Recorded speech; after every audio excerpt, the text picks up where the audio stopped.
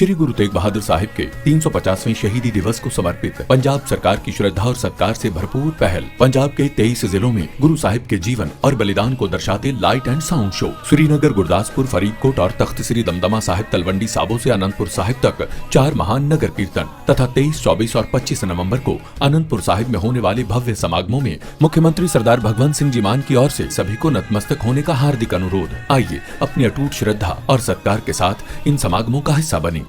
अस्सलाम वालेकुम नाजरीन, आज 29 नवंबर है और मैं आपका दोस्त हाजिर हूं मिडल ईस्ट की 10 सबसे बड़ी खबरों के साथ। और बता दूं कि आज की हर खबर ज़मीर हिला देने वाली है, क्योंकि आज ईरान ने बसीज फौज को मॉडर्न हथियारों से लैस कर दिया है। सीरिया की लताकिया में सुन्नी अलवी क्रिश्चियन एक साथ खड़े होकर दुनिया को इंसानियत का सबक दे रहे हैं। और इसी दुनिया में अमेरिका खेल के मैदान को भी सियासत का अखाड़ा बना रहा है। वर्ल्ड कप ड्रॉ तक में दखल के साथ इजराइल के हमले, फलस्तीन की मजम्मत, लेबनान का अल्टीमेटम और सीरिया पर रातों में बरसती मिसाइलें।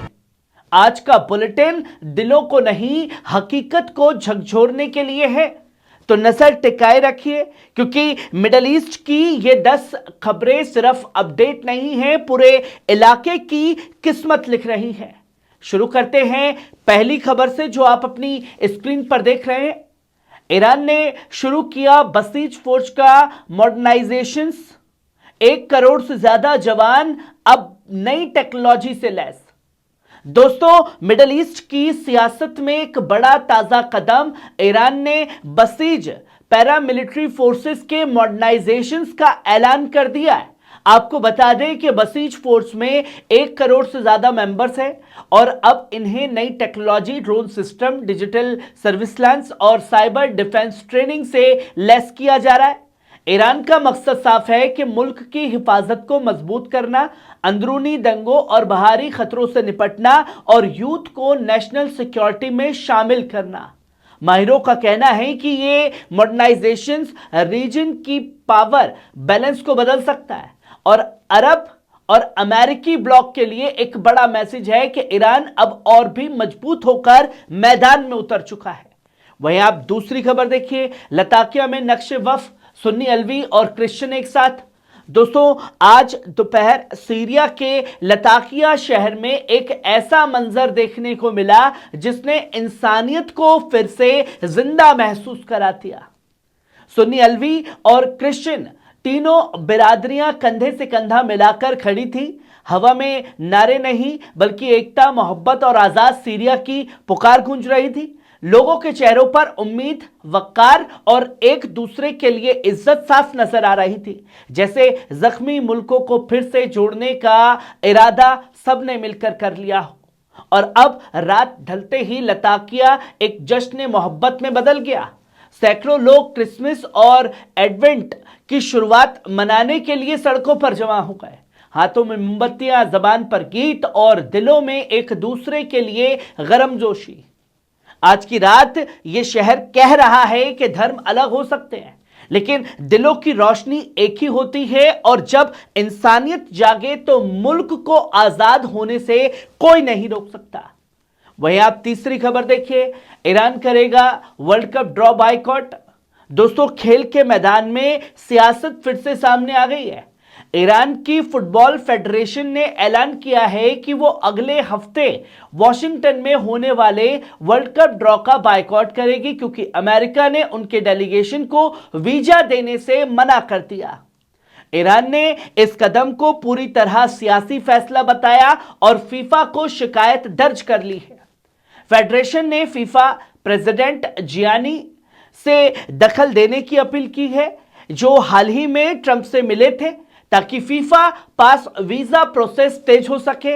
ईरान का साफ कहना है कि खेल को खेल रहने दीजिए और राजनीति का मैदान मत बनाइए।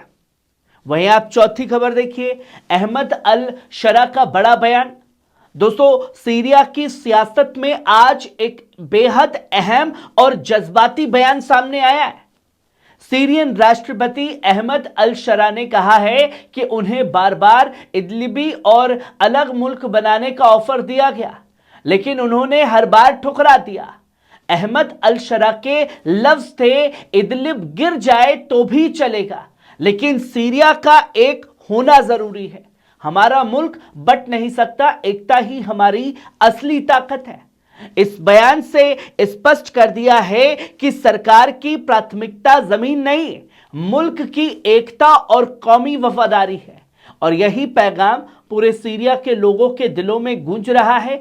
सीरिया एक था, एक है और एक रहेगा। वहीं आप पांचवी खबर देखिए, ट्रंप दौरे की पहली कार्रवाई में अमेरिकी डिफेंस सेक्रेटरी का कथित दोस्तों, अमेरिका की एंटी ट्रैफिकिंग मुहिम एक बार फिर हैरान कर देने वाली है। चौंकाने वाला खुलासा किया है। अमेरिकी अफसरों का दावा है कि defence secretary hexyne drug smuggling में मार दो या जिंदा पकड़ो। 2 सितंबर के बाद उस नाव पर मिसाइल दागी गई। हमले के बाद 2 आदमी जिंदा बचे और जलते मलबे से लिपटकर बचने की कोशिश कर रहे थे। तभी जॉइंट स्पेशल ऑपरेशन कमांडर को हेक्सिन के आदेश के तहत दूसरी मिसाइल चलाने का हुक्म दिया ताकि वो दोनों भी मारे जाएं। इस मामले ने फिर से सवाल खड़ा कर दिया है, क्या ड्रग वॉर के नाम पर इंसानी जिंदगियां बेमानी हो चुकी हैं? और क्या अमेरिका ने कानून की जगह मौत को नीति बना लिया है? वहीं आप छठी खबर देखिए, अल अरूब रिफ्यूजी कैंप पर इजरायली यलकार। दोस्तों, फलस्तीन से एक और दर्दनाक अपडेट सामने आई है।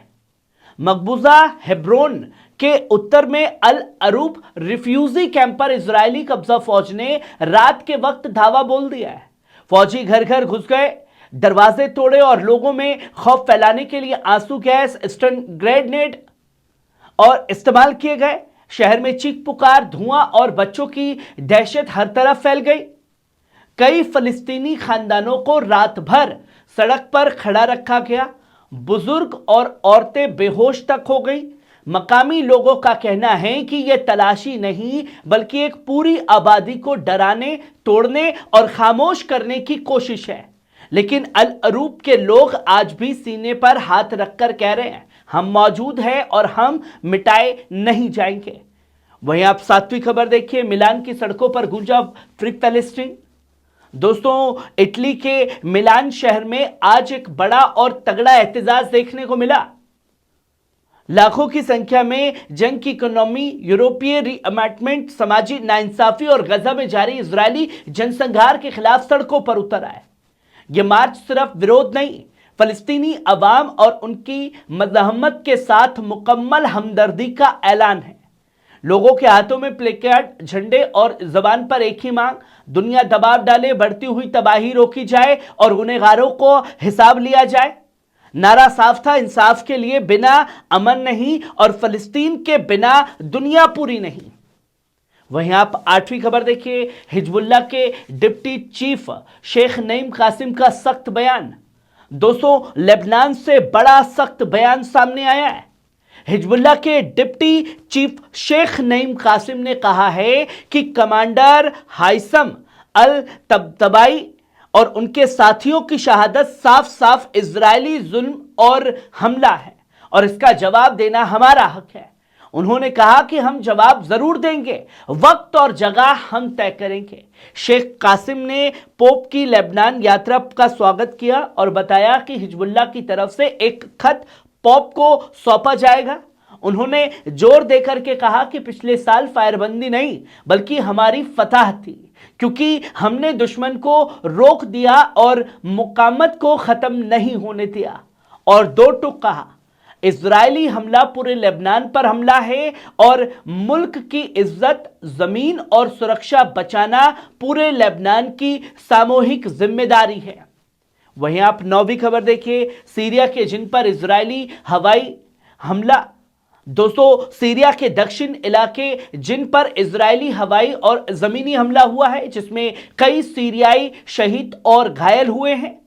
ईरान की खारिजा वजारत ने इस हमले की सख्त निंदा की है और कहा कि मुल्क की सरहद और हिफाजत के लिए जवाब देना इलाके की कौमों को नेचुरल और जायज हक है।